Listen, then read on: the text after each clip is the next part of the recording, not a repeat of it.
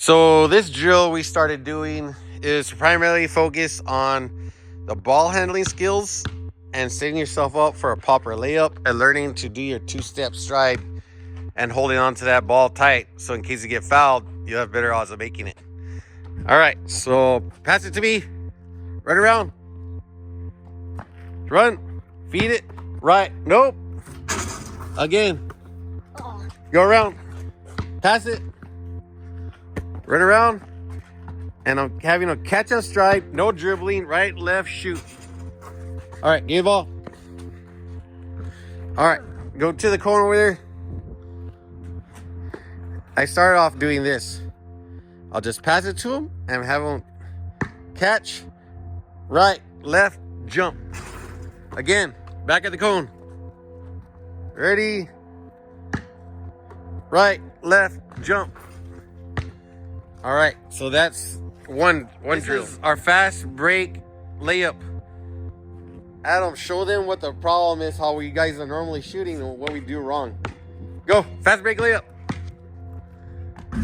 That exactly. See what the problem is? They're not doing a 45-degree angle, setting themselves up. So what you got to do is improvise. So when you're going for a fast break layup, angle that right arm at a 45-degree angle. Put the ball to the right side. Don't just throw it up. Angle the arm, just like that. It's a big problem that we all been doing, but no one's been addressing it. You gotta do geometry. Ready? Angle to the right. See? These guys, they're going straight and they're just throwing it to the backboard and it bounces off. They're not improvising. That was a bad shot, but good technique. Hold on. So this is another drill that I started working with Adam. And this is something that Cameron needs to be doing. Arjun, Avian. So and if you notice, Adam's been getting a bunch of rebounds, even though he's the smallest player in the damn court. So show him what we're practicing. Let's do 10. So 1, 2, 3, 4, 5, 6. So you messed up and then start over. So you're gonna throw it, catch it in the air, and pass it up in the air. All air time. The ball and your feet not touch the floor at the same time. Just like that. 10 reps. And that's it. If you want to break a record and see how far they could go, that's even better. That significantly improved Adam's rebounds. And he's the smallest guy, also building calf muscle strength and learning to coordinate with the ball in the air. And coordination is a big problem. The next drill is layups. All these kids, except for Adam, is the only one that knows how to do a left-handed layup while jumping on the right foot. And it's a simple deal. And I worked on the guys on this drill, like, I don't know, last year. But this is a drill you actually do in football that I used to do for safeties. Just to practice blocking the ball when it's coming into the receiver. So let's go ahead and do it, Adam. Let's go ahead and do like 10 reps going forward and 10 reps back. Ready? Go. So jump left, right, left, turn, and back. So it's getting them used to jumping off one leg and throwing with the other. Real simple technique. And it's great for safeties if they're playing football. Anything on defense, really. So just like that, do it slow motion. Jump high as you can. That's another thing. Jump high as you can. High as you can. That's going to increase their leap too. All right, here's another technique that we started doing just yesterday on getting used to these guys to keep their head up and look at other people. So no better way than, of course, call out how many fingers I'm holding. But this is a little bit different. Every time they pass a cone, they're going to see how many fingers and they're going to call it out. Start from the beginning. Ready? And they're gonna go all the way around. It's a little tight here, but that's good because I want it to be tight. They need to be able to get used to going through traffic. And if you've seen Adam, how he cuts through those people up the middle, that's because we practice stuff like that. The only thing is he's so small, he gets slammed by the center. He gets fouled, and they never call it. All right, let's go ahead and do it. Ready? Go. Tell how many fingers. Go. 3, 2,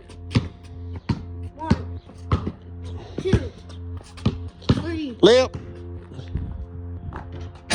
Just like that. Just do that over and over and over. And not only that, just don't hold the fingers in the same spot. I'll move it left. I'll move it to my right hand. I'll do this. So they're going to be looking where those hands are at. It's going to force them to adjust quickly. And it's excellent skill. Let's do that again. One more time. Ready? Go. 2, 3, 2, 1, 2. Layup. There you go. Another ball handling drill that me and Adam just invented on our own also is forcing yourself to get used to the the gravity, the feel, the whole dynamics of ball handling, but in reverse. See, the problem is they're not good with abnormal coordination movements. They're used to right-handed movements, they're used to the basics. So they gotta break out of that. So go ahead and demonstrate. Do the 8, the reverse 8. I'll call these the reverse 8s. Ready? Go. So back, slowly going down, back, going back, down, back, faster. So you're just getting used to that. And then you can do it forward. And do it forward, Adam. 1, 2, 3. Now backwards. You got to really get their brain to think. It's kind of like playing a piano.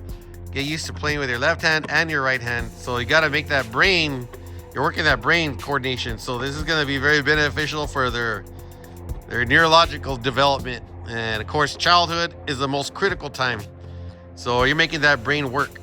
And playing some good music too while you're doing all these practices is critical. You know, different types of music, orchestra, everything. I mean, you gotta look at the big picture.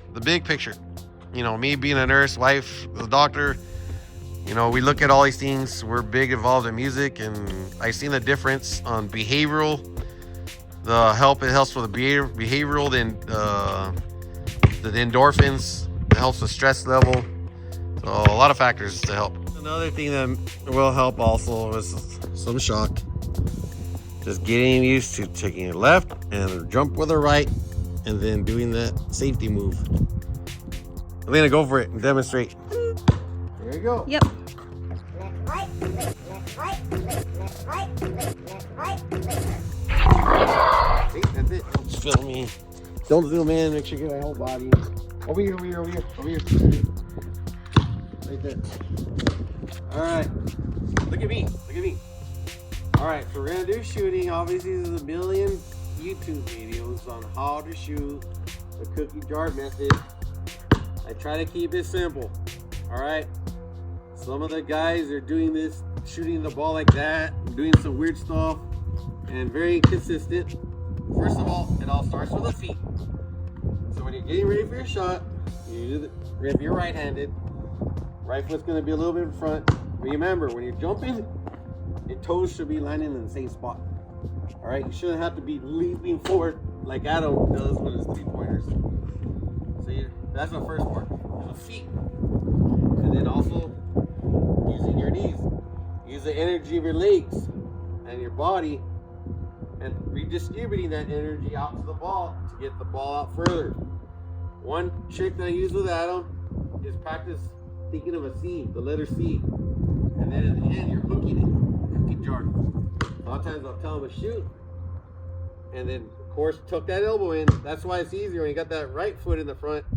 It's a little bit easier and a little bit angled outwards to tuck the elbow in, because of the elbows facing towards the rim, the pole, everything's going to align. Everything's going to fly straight where it should be. So at least that's going to increase the percentage of making your shot, or at least hitting the backboard or the rim versus an air ball. So that's going to help. And then you finish out with a piece. And I always tell the kids, we shoot peace out, bro. So it's peace out. And you keep that pointing till that ball's released and in the air. So I'll do that. And a lot of times I'll have Adam practice just shooting like that without even using the left. The left, you're not really using it more than just balance, making sure. This hand should always be here. It should never be crossing. Do that. And tuck elbow in. Peace out, bro.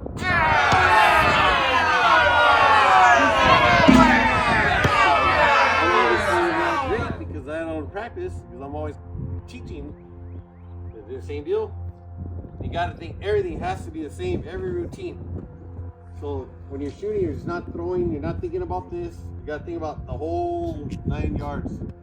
That's the tricky part, but consistent with every shot is going to increase your stats on your shots. So feet, body movement, elbow, tuck in, peace out, and jump, but don't jump forward. Peace out, bro. Practicing over and over and over and over and over and over and over. And what you can do, start from here, start in front, doing the peace out, take one step back, same deal, peace out, take one step back, further, peace out, keep going. Give yourself like a time too. Game, like a time game. Just keep going far as you can. Time yourself. See, just keep timing yourself. Set some records. Make your own little records.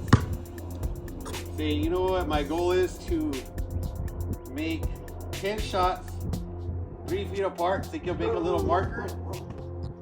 Make your own Guinness World Records. Try to set some goals. But if you're just shooting to shoot, you're gonna get more sloppy. But if you put some pressure on you, you can't go wrong with putting a time limit. That's your body and your brain is gonna get used to it. So like in the military, they'll run 3 miles and then they'll start practicing target shooting because they'll have more tunnel vision. Like Kobe Bryant, when he's worn out, when working out, then he practices shooting because you want to get your body, heart rate going, your mind. You want to put some stress on yourself, and no better way than doing that. And one last thing is, a lot of times when I'm with Adam, I'll pass the ball to him, and I'll do a countdown, and I'll say jump shot, 3 seconds, 3, 2, 1. So I force him to take a shot wherever he's at within 3 seconds. Or if he's like in the 3-point line, and I'll tell him, layup, 4 seconds, 4, 3. And I'll change up the speed. He's gonna adjust to whatever seconds I have to make him get that shot out quickly. So they'll get used to getting the ball 2 seconds when they catch. So I'll tell them, catch, 1, 2, and they'll release. So force yourself to take quicker shots. You need that pressure. So if a parent is there, that's a great deal. But if you're out by yourself, leaving your kid go shooting by himself, he's not going to be practicing all these. He's just going to start shooting around and climbing around. So probably the most important rule, have a parent, brother, someone there to put that pressure on. But a good pressure, not screaming at them. And I mean, it's up to you how the kid can handle it. Like Adam, he loves doing push-ups, working out. So I'll tell him, okay, you miss 3 push-ups. I'll tell him, you know, sometimes tell him, you miss, you do 3 push-ups, and I'll do 3 push-ups. Or I'll even make him feel bad. I was like, okay, if you miss, then I'm gonna have to do 5 push-ups. Like, oh, make it a game. We'll just play with it. Gotta get creative.